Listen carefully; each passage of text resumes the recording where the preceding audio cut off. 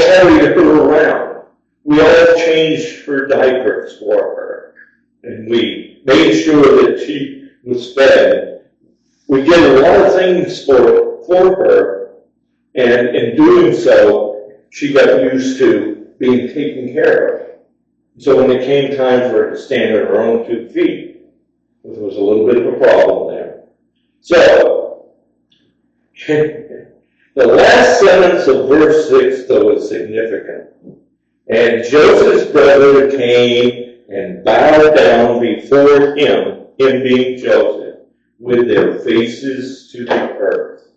This is very, very intriguing. The brothers don't recognize that it is Joseph. That's part of the issue. But the other part of the problem is, what was Joseph's dream that they hated him for? Because he told them that in the dream that his other brothers, the whole family, bowed down to him. And they poo-pooed that and, didn't want to hear it and caused a lot of resentment, which turned it into hate. Yeah. Had they realized who Joseph was, they wouldn't have thought that maybe now his dream was so far-fetched. But they bowed to his authority. Why? Because the custom of Egypt back then required them to. They're looking at the guy that is designated as the second most powerful guy in Egypt. So, Joseph, though, does something that they didn't. He recognizes them. It says, but he acted as a stranger to them and spoke roughly to them. So, very interesting. He doesn't treat them very well, publicly. Now, there are a lot of commentators that have made comments about this particular reaction on the part of Joseph.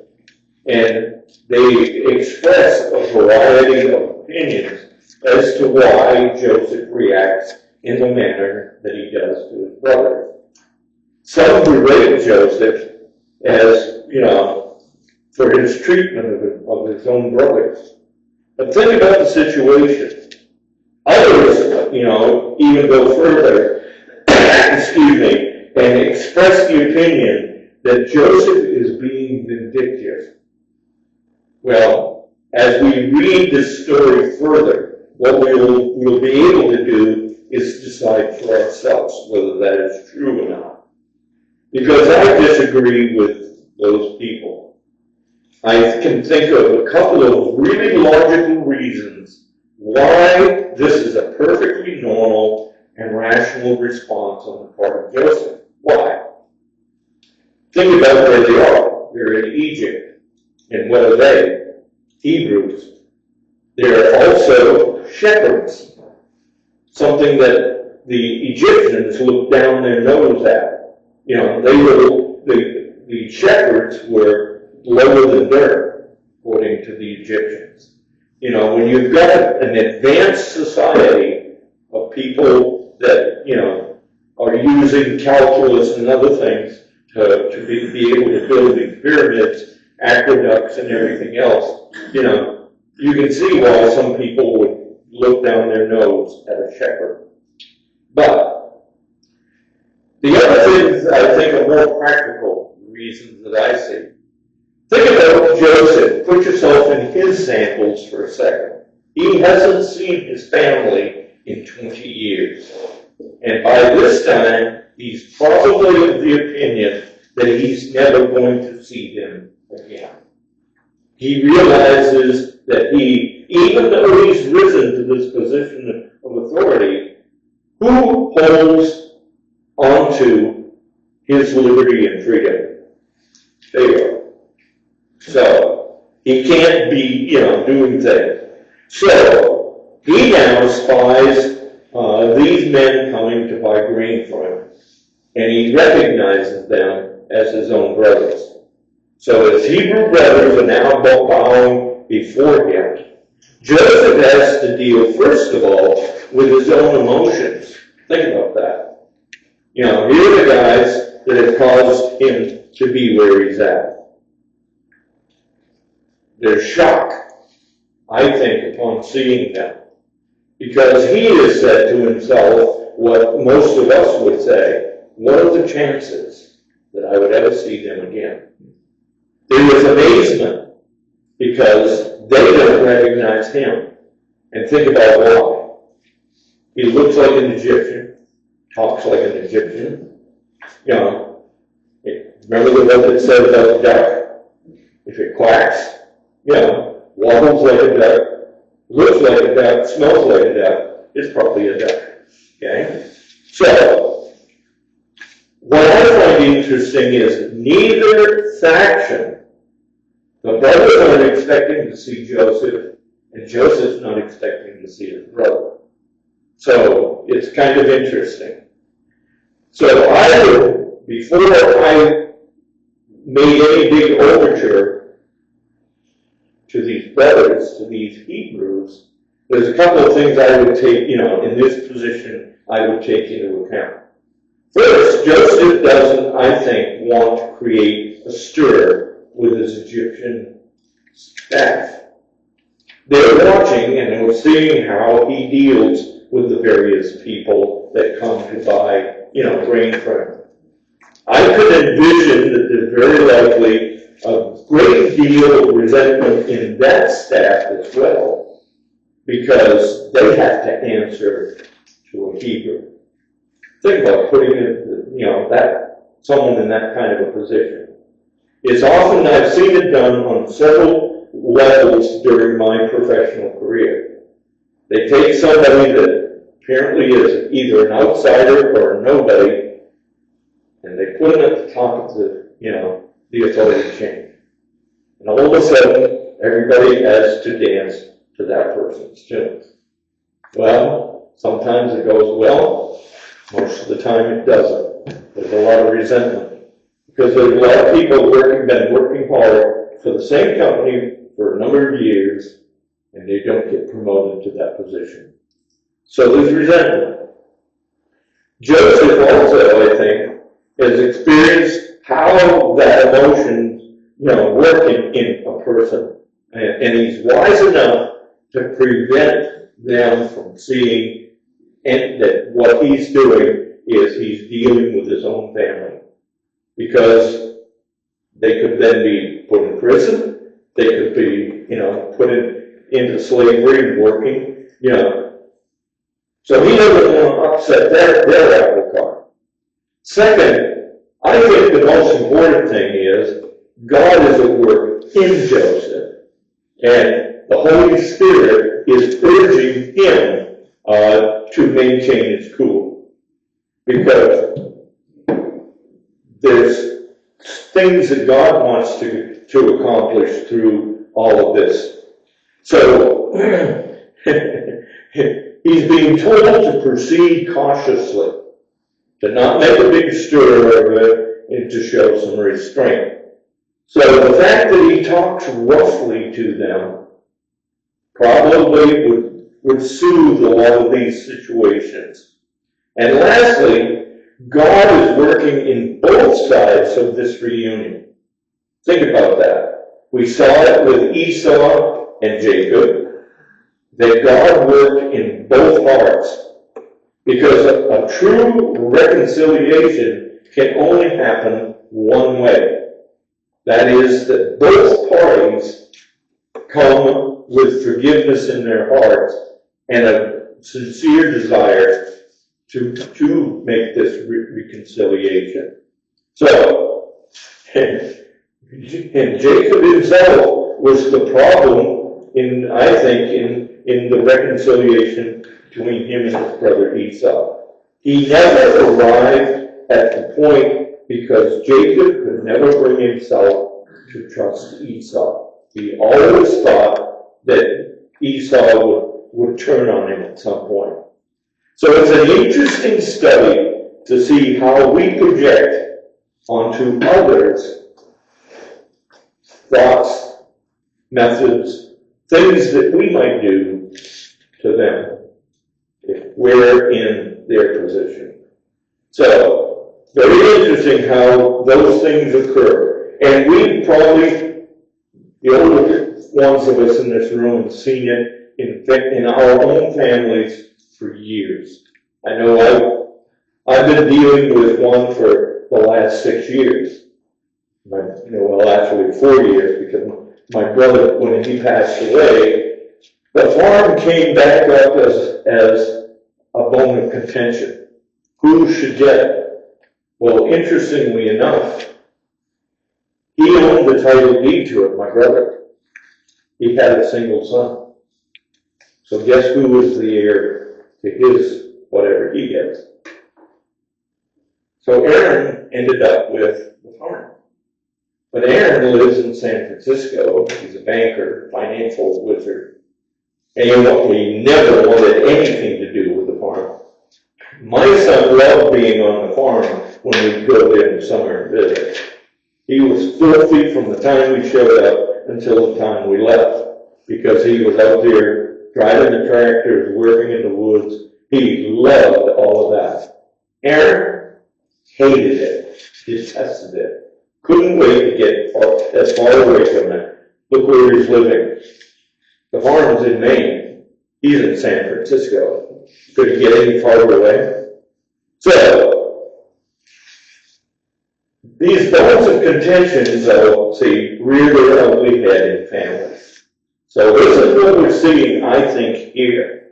And God is in the middle of it. He's working on Joseph, and he's working on the brothers.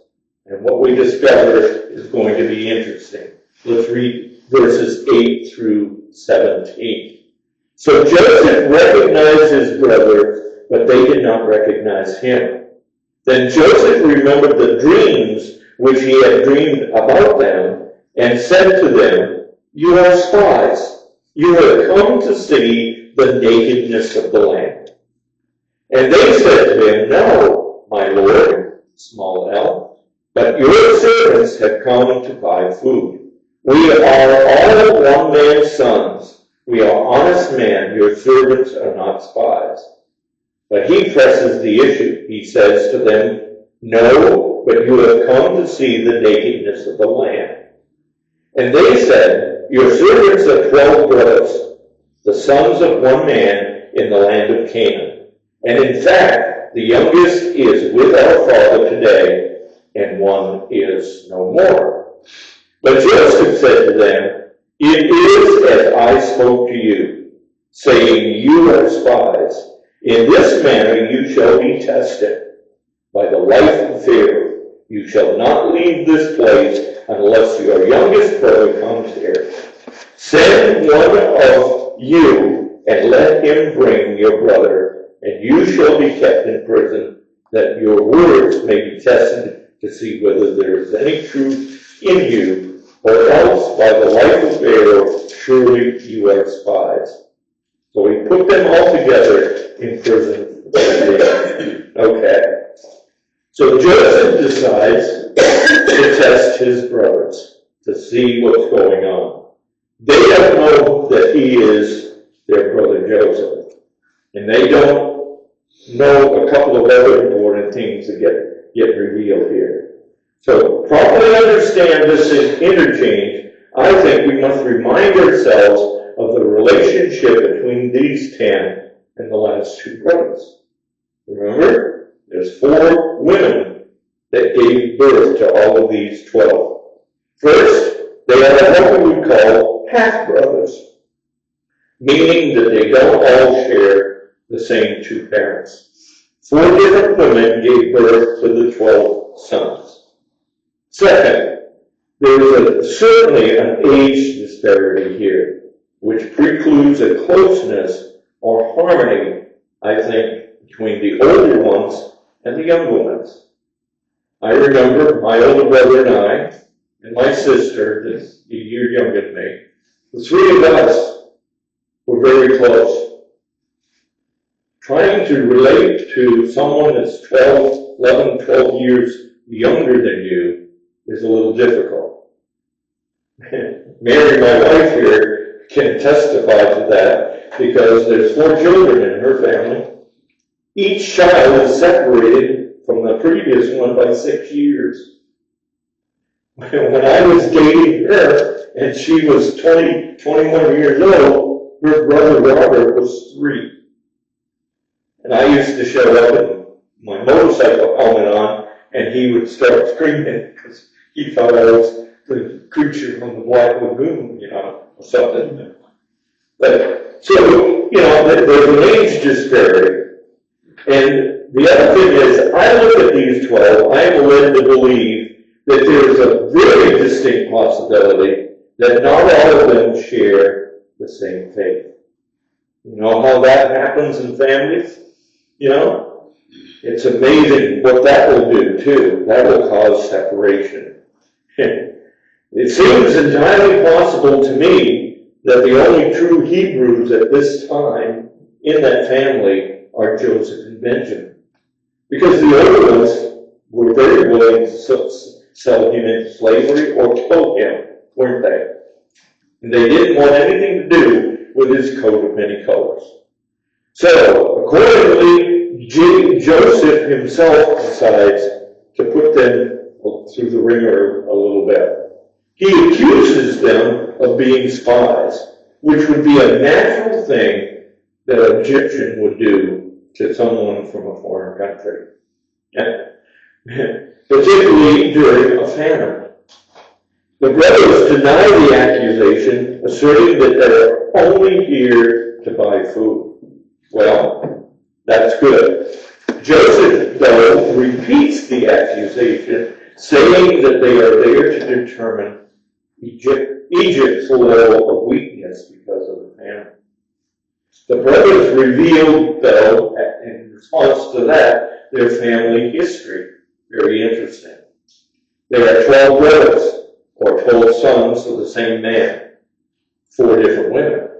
One brother has died, and one is the youngest one is with their father in Canaan.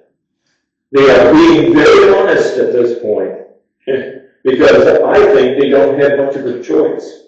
They know that, this powerful man could have them committed to prison, and he's about to do so, just to give them, a hint of his authority. So Joseph gives them a clue, which they don't even pick up on. He repeats his assertion that they are spies, but he doesn't dispute the fact that the youngest is not with them. Now, how would a foreigner know that? He doesn't dispute that. If Joseph were, how would he corroborate that fact? So, that's very interesting, this first interchange. And then the very last verse that we read, so he put them all together in prison for 3 days. Interesting. Wants them to have time to think about this. Let's go on. Starting there at verse 18. Then Joseph said to them the 3rd day, do this and live, for I fear God. That should have been another clue to them. If you are honest men, let one of your brothers be confined to your prison house, but you go and carry grain for the famine of your houses. And bring your youngest brother to me, so your words will be verified, and you shall not die. And they did so. Then they said to one another, we are truly guilty concerning our brother. For we saw the anguish of his soul when he pleaded with us, and we would not hear. Therefore this distress has come upon us. And Reuben answered them, that's the oldest brother, saying, did I not speak to you, saying, do not sin against the boy? And you would not listen. Therefore, behold, his blood is now required of us. But they did not know that Joseph understood them, for he spoke to them through an interpreter. And he turned himself away from them and wept. Then he returned to them again and talked with them. And he took Simeon from them and bound him before their eyes. So, the scene continues. A couple of things have happened while the brothers spent 3 days in prison, I think. Joseph has had time to think. He obviously wants to see Benjamin before he reveals who he is to his other brothers. Remember, in his dream, all of his brothers have to bow down before him.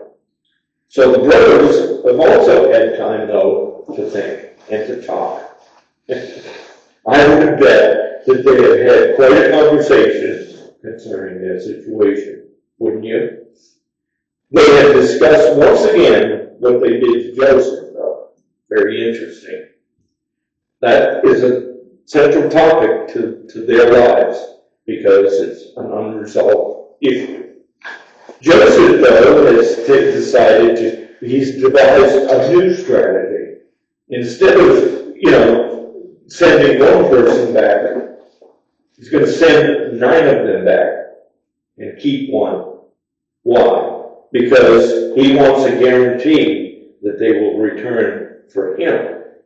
That will also tell him something else, very important. Where is their heart relative to the fact of what they did with Joseph? If they come back to this brother and they sold him into slavery and haven't gone looking for him, you see, he wants to see that there's been a change of heart. So, he decides to keep one of them while the others return to Canaan. And that's also practical, because they're carrying got animals with grain, on them. And it takes more than one man to be able to do that. So, then Joseph overhears their conversation, which is conducted in their native language, Hebrew. But they don't know that's his native language, and he knows what they're saying because he talked to them through an interpreter. He learns what really happened, and he learns something very important, that Reuben actually tried to dissuade them from killing him. So that's an important piece of information for him. So Joseph, though, he knows, okay, who's the wild one then? Who's the one that still wanted to do that? And who's the one that most likely, caused him to be sold to the slave traders? Simeon. So Joseph chooses Simeon to be the one to remain in jail while the others return to Canaan, and then the grain has to, be used up before they're going to return back for more. So there's going to be a considerable amount of time before they return. But think about what's going through Simeon's mind. I think he's wondering whether he will be betrayed or how long he's going to be in prison before they return. I think that this is God working in several people's lives, and he wants Simeon to understand what he put his brother Joseph through. He knows, Joseph knows they won't discover the return wait a minute, I'm getting ahead of myself. He's getting a taste of his own medicine. And what that medicine is called is uncertainty. When you don't know whether or not your brothers are going to come back for you, and you certainly know that your father is dead set against sending Benjamin with them, there's a possibility that they may not show up again. So, verses 25 through 28. Then Joseph gave a command to fill their sacks with grain, to restore every man's money to his sack, and to give them provisions for the journey. Look at that. What a blessing that is. Thus he did for them. So they loaded their donkeys with the grain and departed from there. But as one of them opened his sack to give his donkey's feed at the encampment, he saw his money, and there it was in the mouth of his sack. So he said to his brothers, "My money has been restored, and there it is in my sack." Then their hearts failed them, and they were afraid, saying to one another, "What is this that God has done to us?" They think God is doing that. Right, we'll talk about that. So, then they went to Jacob their father in the land of Canaan. And what did they do? They told him all that had happened to them, saying, "The man who is Lord of the land spoke roughly to us, and took us for spies of the country. But we said to him, 'We are honest men. We are not spies. We are 12 brothers, sons of our father. One is no more, and the youngest is with our father this day in the land of Canaan.' Then the man, the Lord of the country, said to us, 'By this I will know that you are honest men. Leave one of your brothers here with me. Take food for the famine of your household, and be gone.'" Okay. So, what we see is that Joseph takes care of his family, doesn't he? Is this the guy that's vindictive? I don't think so.